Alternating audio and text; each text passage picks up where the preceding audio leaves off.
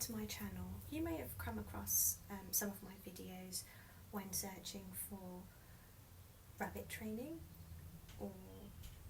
and you've probably seen Chloe and Sandy, my beautiful rabbits, doing tricks, or perhaps you've seen some of my product reviews, or some of the cocktail making, which is a bit hit and miss. I'm still working on that. This video is quite different. I'm going to talk about, briefly anyway, the situation in South Africa, where a bill is currently in place for the consumption of rabbit meat to be more commercialised. They're really investing in this. And myself, other charities in the UK, such as Snores, and South African charities have got involved, and we want to propose an abolition of this. So with this in mind, we have raised a petition, and we'd love it if you could sign. Global signatures are welcome. We've cited various reasons why we're against the commercialisation of rabbit meat, but we don't want rabbit meat at all. We want this banned. The cruelty has been inherent for years. There's been so many articles, UK and international, citing cases in France, Spain, US, and of course the United Kingdom, and that's just a few countries.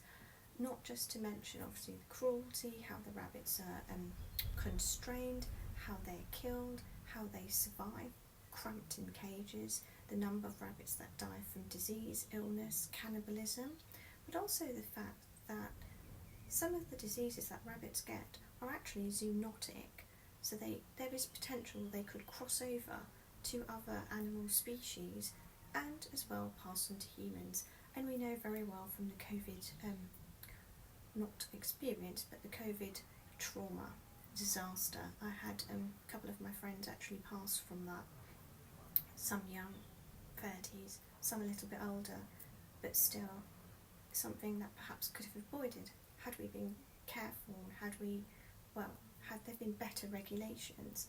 So nevertheless, because of this, because of everything, because of the cruelty, because of the fact that it can affect people's lives, they may not think so, but in the future, do you want your dog to get a disease? Do you want your cat to get a disease because they've consumed contaminated meat where it's not regulated?